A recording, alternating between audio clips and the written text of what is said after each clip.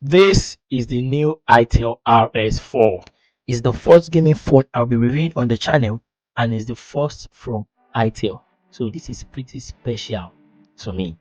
Yeah, it's a gaming phone from Itel for the price of about 210,000 naira. Can this device game?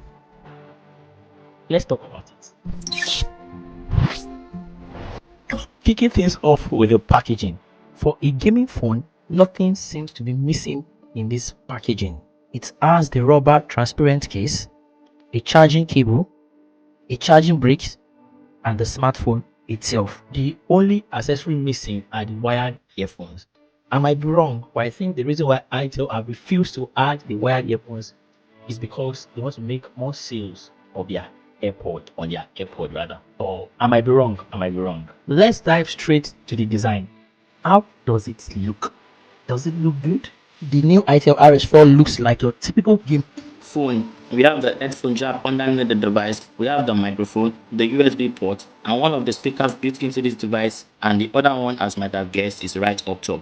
After a lot of reviews of real users playing games, watching movie, and listening to music, I can guarantee that this speaker sounds great. On the left of the phone, we have the SIM, an SD card tray, which is good for extra storage. On the right, you find the power and volume buttons. And like almost every device, the power button also double as a fingerprint scanner, which is fast and reliable. Looking at the RS4, as I've said earlier, it looks like your typical gaming phone. The whole aesthetics and the line at the back coming down to the bottom of the phone are all giving the gaming phone vibe.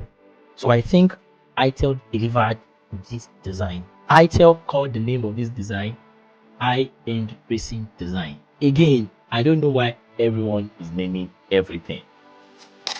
Moving on to the display, which is very important for a gaming phone. Itel packs a 6.5-inch LCD display with a 720p resolution. Why? Which was a kind of a bummer. But hey, Itel made redemption immediately by adding a high refresh rate of 120Hz. You know it's a gaming phone, so we need high refresh rates. But Itel at least should have added a 1080p display to be better and add like 10,000 naira or something. But hey, the good news is that we have a touch sampling rate of up to 144 Hz. Using the Itel RS4 outdoor is a no for me, as it does not get bright enough. It maxes out around 400 to 450 nits peak of brightness. But why did Itel do that? Is it because they think nobody should game outdoors, or is it because they didn't think that some people will buy this phone and they will never game on it and use it like a regular phone? I don't just understand.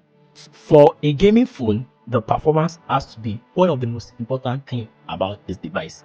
Can this chipset game? Well, yes, it can. Powering this bad boy is the MediaTek Helio G99 Ultimate chipset. And as I have said before, it's not different from the regular G99.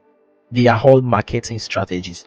And with this chipset at this price range, the Itel RS4 delivers, coupled with 8 to 12 gigs of RAM and 128 to 256 gigs of storage, which is pretty impressive. It means the RAM and the chipsets can come through for each other. You know, we have a world-class chipset, but we have a lot of RAM, 12 gigs of RAM on an Itel device.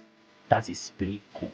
So they can switch for each other, you know, they can substitute each other, they can help each other when there's need to be. It games pretty well. It will play your favorite games like Asphalt 9, PUBG, eFootball, and even Warzone Mobile.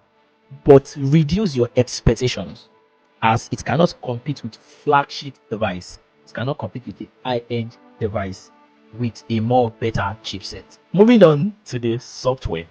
The Itel RS4 is running on the Android 13 with Itel operating system 13.5 skin on it. But what happened to Android 14? Itel?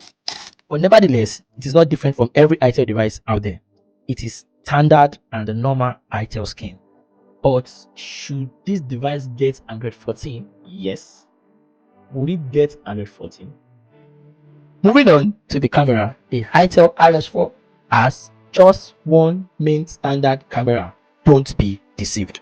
It has got a 50 megapixel main camera and a flashlight right at the back. Up front, we have 8 megapixel selfie camera. I think there's this popular saying that gaming phone does not always have the best camera system. Correct me if I'm wrong.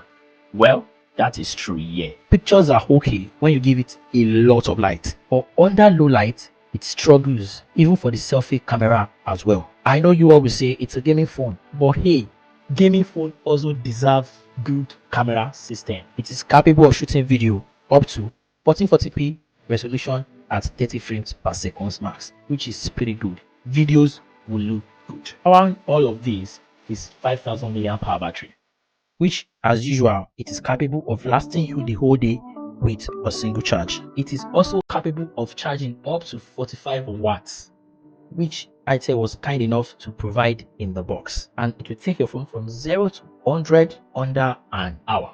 And if you ask me, that is pretty good.